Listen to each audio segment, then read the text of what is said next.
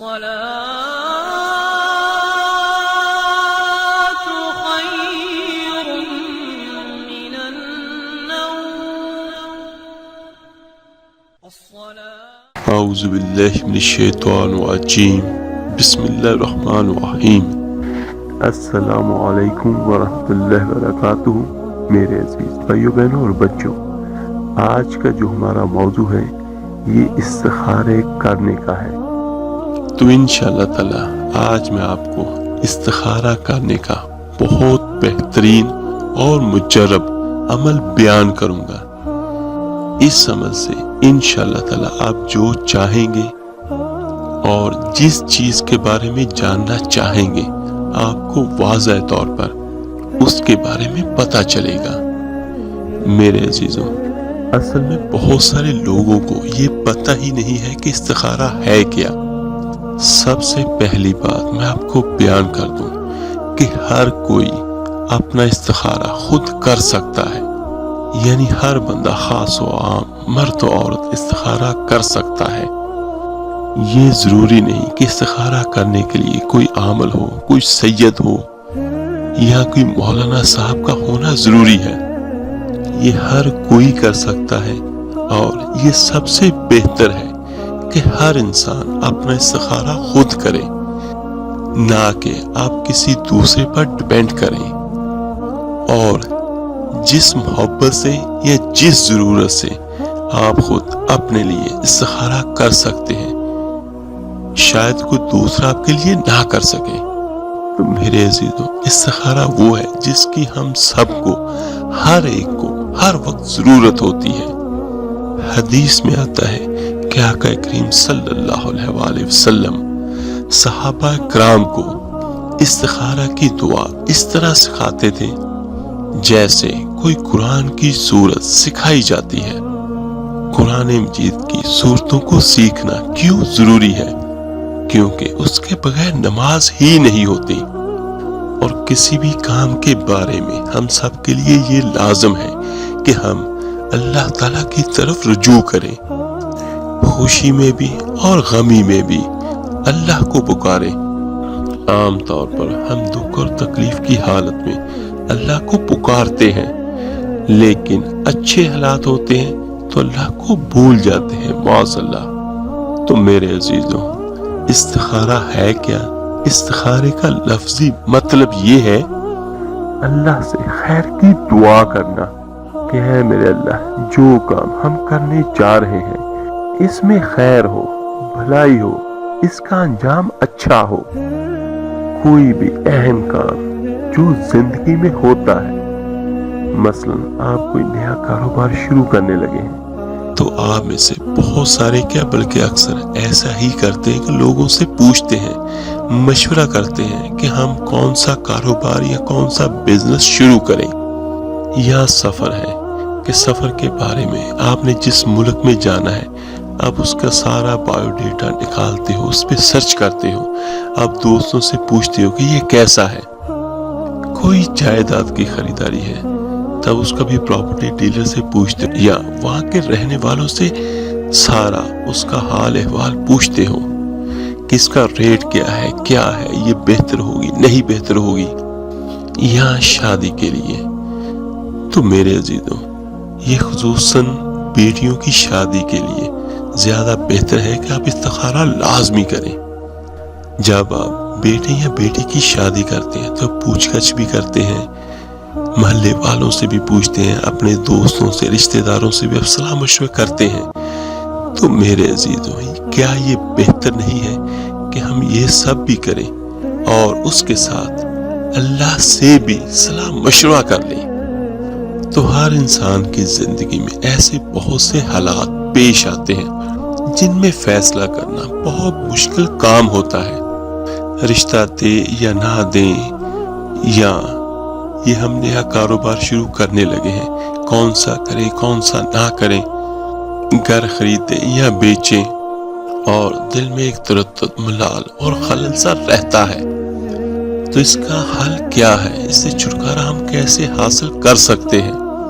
تو کس پہ بھروسہ کریں اور کس سے مشورہ کریں؟ اور کون ہماری صحیح رہنمائی کر سکتا ہے کہ ہمیں کیا کرنا چاہیے؟ تو میرے عزیزو، ایسے میں اللہ ہی ہماری سب سے بہتر رہنمائی کر سکتا ہے، کیونکہ وہ ہمارا خیر خواہ ہے، اور وہی ہم سے اصل میں محبت کرنے والا ہے، اور وہی جاننے والا ہے، اور وہی صحیح بتا سکتا ہے۔ تو اس لیے عقل مند وہی ہے جو اس وقت استخارہ کر کے حتمی فیصلہ کرے۔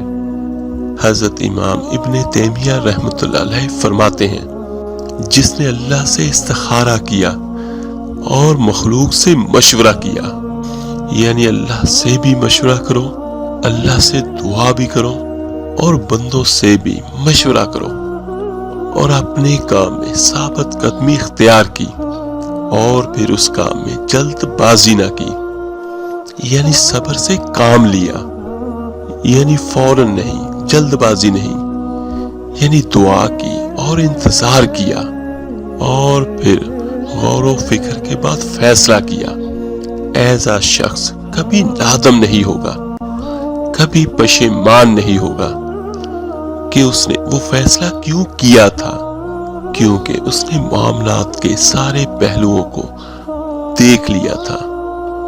میرے عزیزو، اسلام سے پہلے جو دور جاہلیت تھا، اس میں لوگ مختلف طریقے اختیار کرتے تھے فیصلے کرنے کے وقت۔ جب بھی کوئی اہم فیصلہ کرنا تو وہ اس کے لیے مختلف طریقے اختیار کرتے تھے۔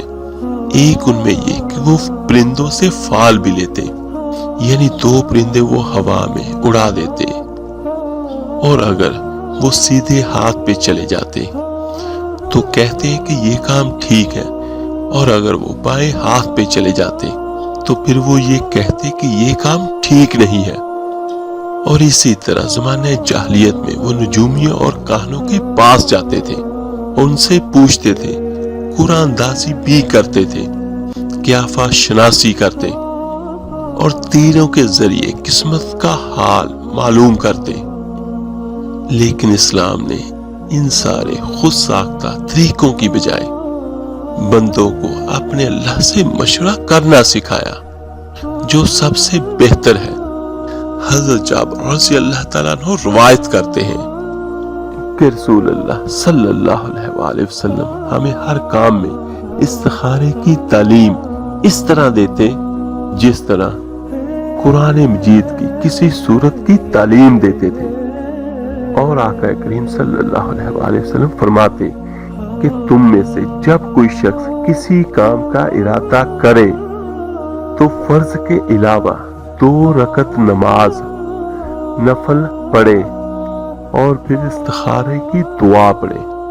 اور اس کی وجہ کیا کہ اللہ تعالیٰ سب چھپی ہوئی باتوں کا جاننے والا ہے، اسے پتا ہے کہ کیا بہتر ہے اور کیا بہتر نہیں ہے، اور اگر یہ کام میرے لیے اور میرے دین کے لیے بہتر ہے تو اسے تو میرے مقدر کر دے، میری قسمت میں کر دے، اور اسے میرے لیے آسان کر دے، اور پھر اس میں میرے لیے برکت عطا فرما۔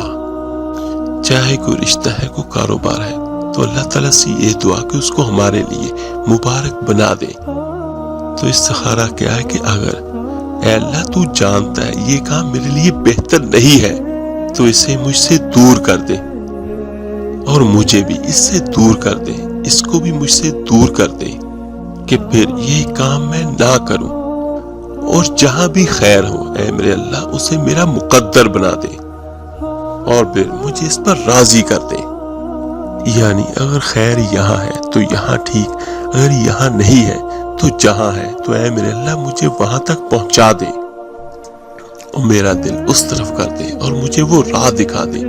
اور اگر بندے کی یہ دعا قبول ہو جائے تو یہ سب سے بہتر ہے کہ اگر جس کام میں اس کے لیے فائدہ ہو تو وہ ہو گیا، اور اگر خدا نخواستہ اس کام میں اس کے لیے بھلائی نہیں ہے تو بندے کا دل وہاں سے اٹھ جاتا ہے، یہاں کوئی ایسا سبب بن گیا جس کی وجہ سے وہ کام نہیں ہوتا۔ تو میرے عزیزوں، آج کا جو عمل ہے اس کی طرف چلتے ہیں، پھر میں آپ کو بیان کروں گا کہ اس کو کس طرح پڑھنا ہے اور کس طرح ہم اس سے بہتر رزلٹ لے سکتے ہیں۔ پہلے میں آپ کو استخارے کی دعا بیان کر دیتا ہوں۔ اعوذ باللہ من الشیطان الرجیم، بسم اللہ الرحمن الرحیم۔ یا علیم علمنی، یا خبیر اخبرنی، یا وہاب ہب لی من اسرار الدنیا والآخرہ۔ تو اس کا معنی کیا ہے؟ یا علیم، اے سخی آقا تیرا نام علیم ہے، سارے خزانے علم کے تیرے پاس ہیں، تو اپنے علم میں سے مجھے بھی علم دے۔ یا خبیرو اخبرنی، اے میرے اللہ تو کائنات کی ساری خبریں جاننے والا ہے، زمین کے نیچے کیا ہے، زمین کے اوپر کیا ہے، میرے اللہ کا علم ہر جگہ ہر چیز پر ہے۔ اس پوری کائنات میں جتنے درخت ہیں ہم تو وہ بھی گن نہیں سکتے، اور میرے اللہ کو یہ بھی پتا ہے کہ کل کتنے گرے، آج کتنے گریں گے، اور کل کو کتنے گرنے والے ہیں۔ اللہ کو ہر چیز کا علم ہے، وہ سب جاننے والا ہے۔